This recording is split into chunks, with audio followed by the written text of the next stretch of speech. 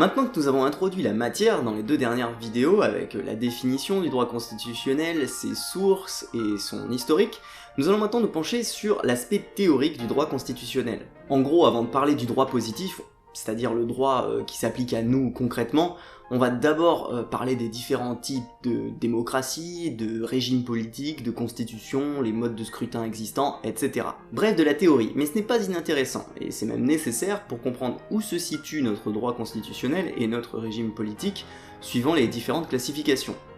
Et puis cela permet aussi de savoir où est-ce qu'on se situe par rapport aux autres, ce qui se fait ailleurs dans d'autres pays, et puis également ce qui pourrait, par exemple, se faire à la place de ce que nous avons. Et pour commencer avec ces aspects théoriques, cette vidéo abordera d'abord les questions de la séparation des pouvoirs et des différents types de régimes politiques. La théorie classique de séparation des pouvoirs distingue trois fonctions principales dans les différents régimes politiques. D'abord la fonction d'édiction des règles générales, ça c'est le pouvoir législatif, ensuite il y a la fonction d'exécuter ces règles, ça c'est le pouvoir exécutif, et puis il y a la fonction de règlement des litiges, ça c'est le pouvoir judiciaire. Mais retournons encore un peu dans le passé, j'aimerais vous parler de deux grands messieurs qu'il vous faut à tout prix connaître. Je veux bien sûr parler de John Locke et de Montesquieu. John Locke a juste posé dès le XVIIe siècle les bases de la théorie de la séparation des pouvoirs.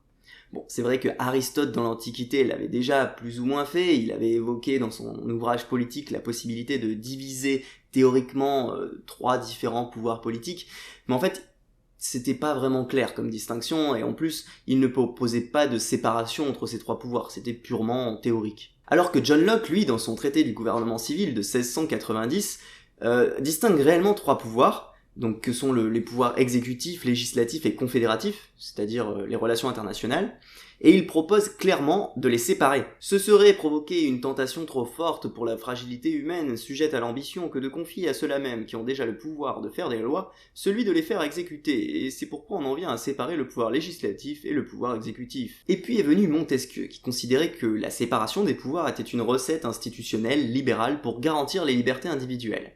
Et d'ailleurs, dans son très célèbre ouvrage De l'esprit des lois de 1748, on peut trouver cette citation de lui. « C'est une expérience éternelle que tout homme qui a du pouvoir est porté à en abuser.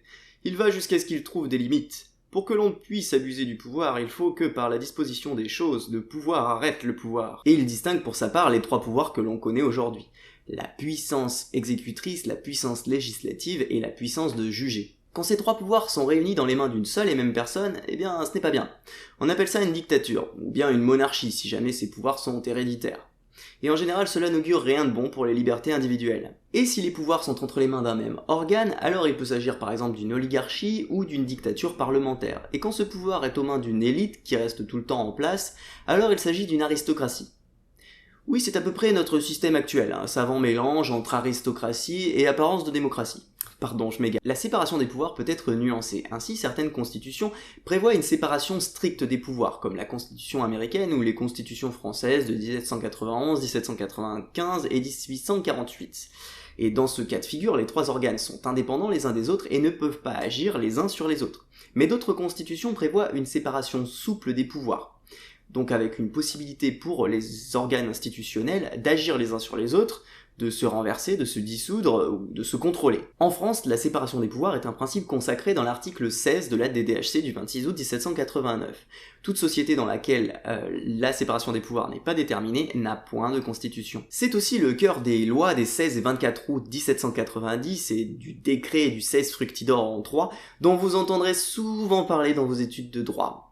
Enfin, si vous êtes étudiant en droit, hein, bien sûr, parce que si vous n'êtes pas étudiant en droit, je pense pas que vous allez parler souvent des lois des 16 et 24 août 1790 et du décret du 16 fructidor en 3 dans vos soirées entre potes. Bon, et d'ailleurs, à compter de l'an 8, les actes d'administration peuvent être contestés devant une juridiction spécifique, le Conseil d'État.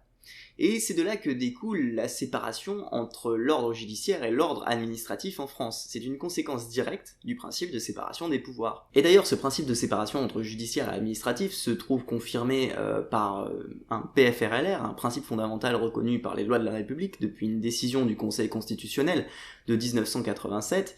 Et comme vous le savez, depuis ma première vidéo, les PFRLR ont une valeur constitutionnelle. Et maintenant on va parler des différents régimes politiques. On désigne sous le terme de régime politique les modes d'organisation des pouvoirs publics. Il s'agit donc de la désignation des compétences et des rapports entre les différents pouvoirs. À noter que la majorité des régimes politiques dans le monde ne sont pas démocratiques. En tout cas, Pas démocratique selon nos critères à nous, civilisation occidentale. Le régime politique peut être présidentiel, parlementaire ou mixte.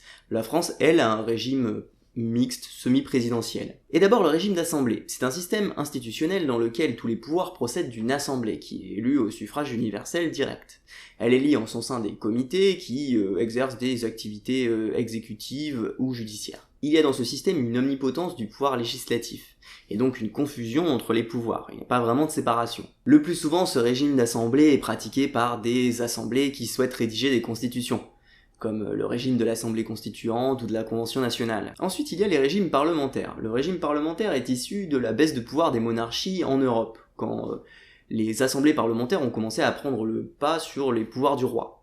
Bien sûr, ça mettait un peu la mauvaise ambiance entre le roi et les assemblées, qui se disputaient un peu le pouvoir, donc il a fallu créer une espèce de poste tampon entre les deux, qu'on a appelé le gouvernement. Et puis au fil du temps, le pouvoir du roi s'est estompé pour laisser une plus grande place à la fonction exécutive du gouvernement.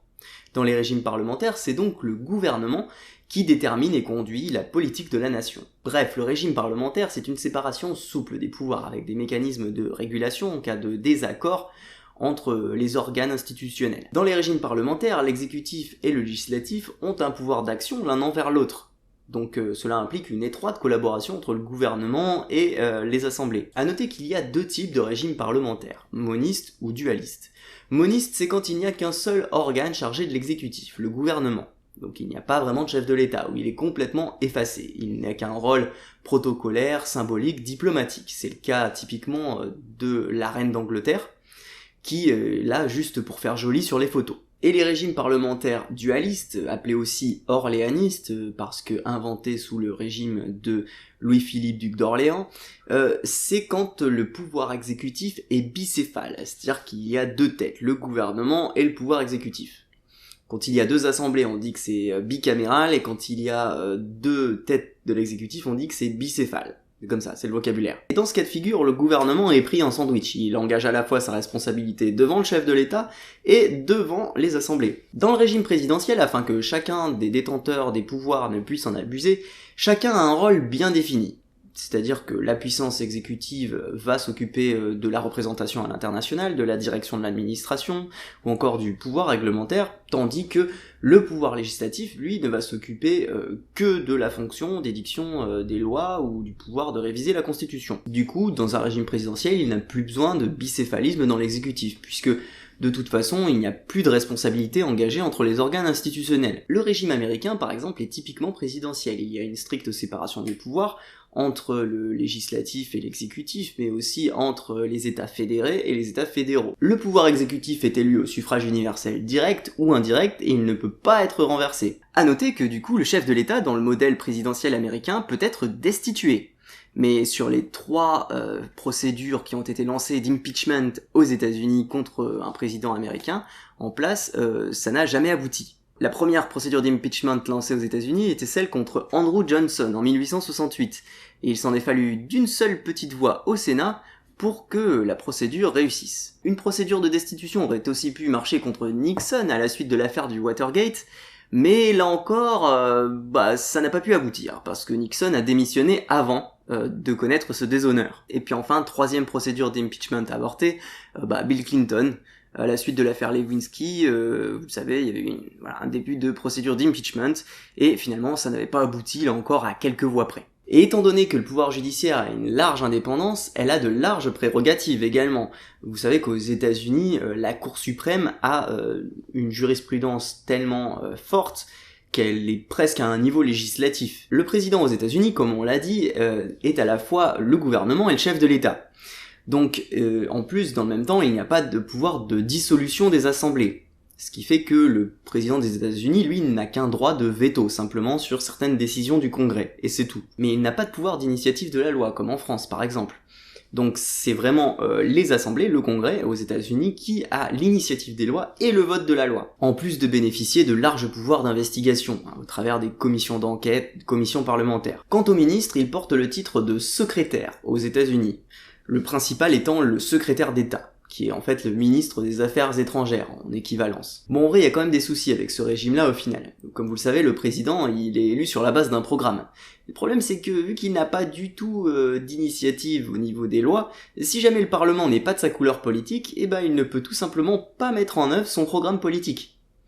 Donc par exemple, Obama a fait les frais de ces problèmes-là, hein, parce que quand il a voulu mettre en place son programme phare, l'Obamacare, le sorte de système de sécurité sociale version USA, eh bien il lui manquait des voix au Parlement, enfin au Congrès, et donc ça a été très difficile pour lui de le mettre en place. Et donc enfin, nous allons aborder la question plus complexe du régime politique français. En fait, si on se penche sur la théorie uniquement, que l'on regarde comment est écrite notre constitution, elle est écrite sur une base de régime parlementaire dualiste, hein.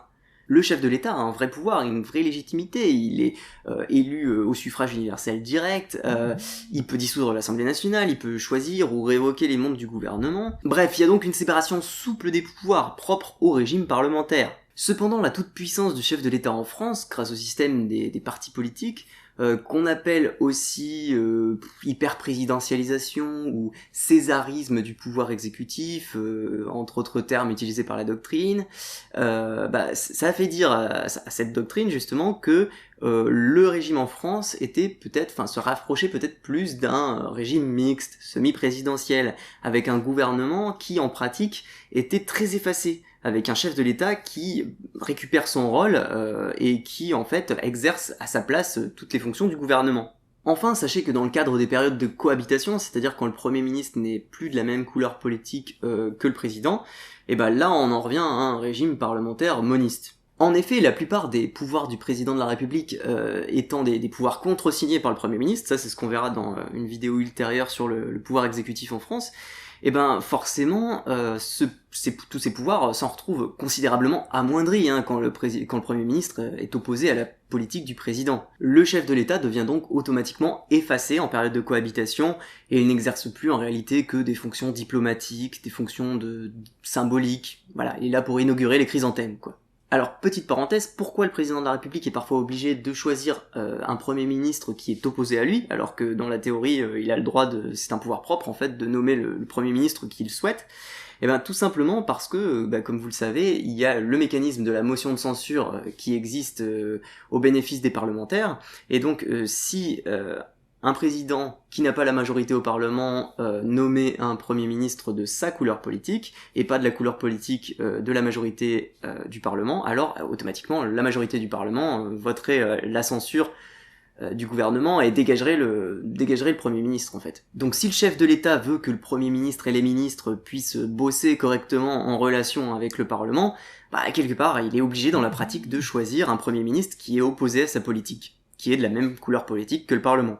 Enfin bref, voilà quoi. En période ordinaire, on peut dire qu'on est théoriquement dans un système parlementaire dualiste et en pratique en fait plutôt un régime mixte semi-présidentiel, avec le chef de l'État en véritable tête de l'exécutif, et puis qui a les mêmes fonctions que le gouvernement, enfin qui exerce toutes les fonctions du gouvernement avec une hyper-présidentialisation qu'on a pu notamment observer sous Nicolas Sarkozy.